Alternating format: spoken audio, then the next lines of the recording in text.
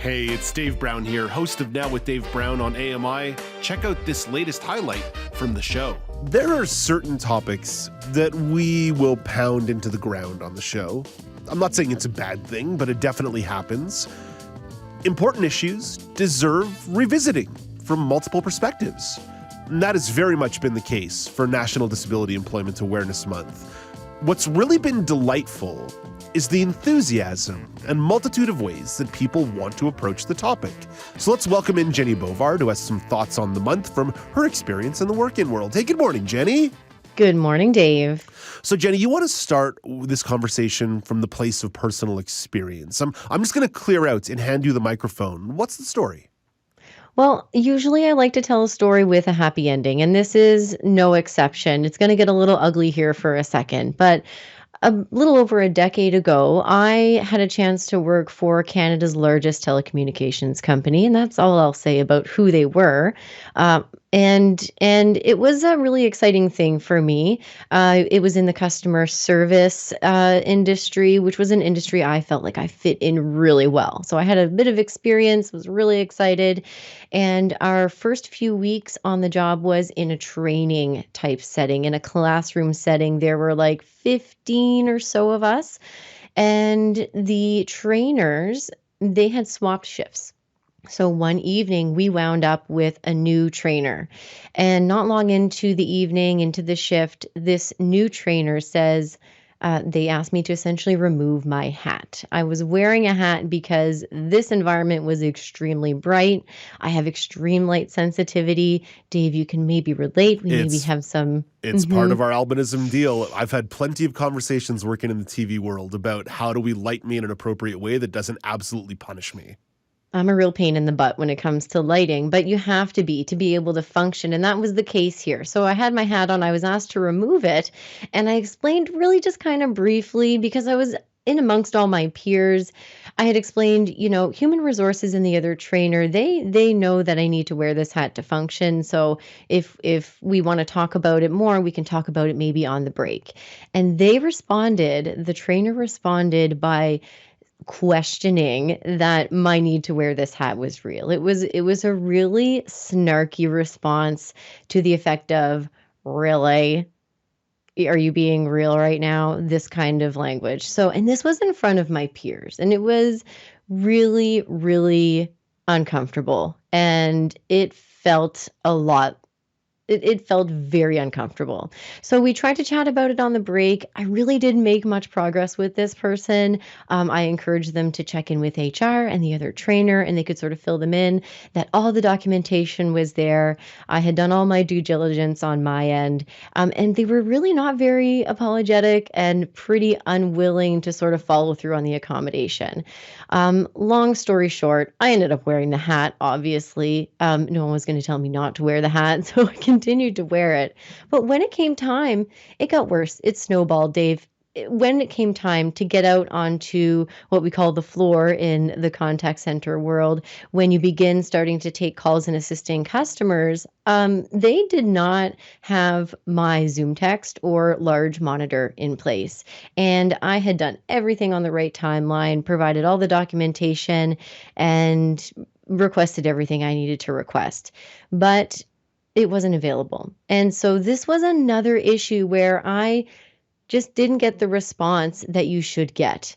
It was 20 plus emails to HR. It was phone call after phone call. And it was really difficult because my shift was in the evening and the human resources folks were there during the day. I even tried to go in to meet with them face to face. They'd never made time for me. Good thing happened. I connected with an employment service for people with disabilities. They found me a fantastic role elsewhere. So I up and hauled myself out of there. But it felt so wrong. It felt a lot like discrimination. I did a little bit of homework and I thought, maybe I should pursue this so that other people don't have to deal with this down the line. This is not how a company of this size or any business, frankly, should respond to accommodation requests, whether it's in the moment or whether it's the paperwork, the due diligence things that we need to do by disclosing. So I ended up filing a human rights complaint and it went well. We came to an early resolution. So this is usually the best outcome. Jennie, I know that experience must have been very trying. It doesn't take much imagination to understand how trying that would be. I'm sure there's people at home listening who are empathetic who've had similar experiences. As you zoom out a little bit, what do you think the impact is of all the advocacy work that you did in that moment for this company and for the working world more broadly moving forward? It was a lot of work, and it was kind of a big slap in the face, kick in the butt reality check. I had other work experience, but it became this thought of like, am I going to have to do this all the time? And am I going to have to be the one to speak up? And it turns out, that has been the case. I've had really great experiences, but what ended up happening with this company was, with the early resolution to the human rights complaint, that essentially means that they followed through on what I wanted, on my asks. And those asks were that the training staff received training, both the existing staff and incoming staff, they received training on how to appropriately respond to, again, in those moment or more documented type requests for accommodation, because that's not how you respond, people. You do not question people's needs when they are taking the time to explain it in front of peers nonetheless. Yeah. That should be the basics. That should be the basics, not the advanced level course on this.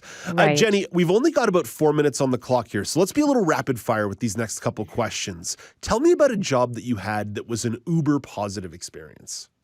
I loved being a barista. There was just something about handing someone their preferred beverage or their pastry and sort of making them leave a little bit happier than when they arrived. And when I was a barista, it was in a small kiosk location inside a grocery store, and it was Starbucks. So there was a real formula, like a real place for everything. And that made it really easy to move about the space and know where everything was as a person with low vision. And then I had those recipes, those drink recipes down, like memorized like nobody's business. You want a caramel macchiato, Dave? I got you. You want like a dry, half sweet soy hazelnut latte? I got you. Right? It was just, I don't know. That was my favorite. What about you? I've shared the story on the air before. I used to work for the University of McGill in the athletics department in the equipment room for where I would hand out towels to gym goers or badminton nets to badminton players, but I would also do the laundry of the sports teams. Let me tell you, doing laundry for a living was an incredible experience because it was so tangible. Put item in machine, take item out of machine, put item into dryer, hang it up after you're done. You could have a very tangible work experience. Satisfying. And people are always happy when you do your laundry for them or do their laundry for them. Yeah. Like they're grateful. It's amazing. That is amazing. Yeah, see, it's the same thing. You're doing something for people, and it's like you said, so tangible and just so satisfying. Jennie, 30 seconds or less on this one. Let's say you could do any job outside your current careers. I'm saying careers because you do a lot of different things. What would you do? Oh my God. I have a secret answer. I think I finally figured out what I want to do when I grow up, so I'm going to keep that one for a bit. But I would basically be like, I would be Anthony Bourdain. I would do what he did. That would be it. I would travel the world and eat food and make TV and entertain people. Okay, I mean, that's pretty good. That's pretty good. Although I think that's kind of in your current level of career, though, if I'm being totally honest with you. It's somewhere in the path that you're already on, and you would be fantastic at it.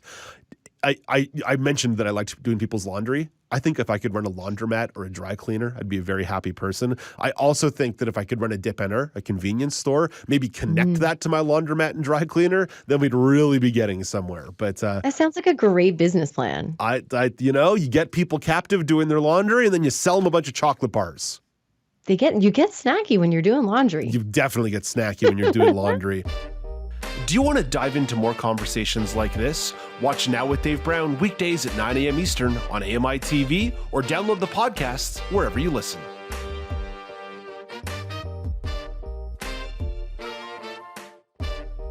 Do you want to dive into more conversations like this? Watch Now with Dave Brown weekdays at 9 a.m. Eastern on AMI-TV or download the podcast wherever you listen.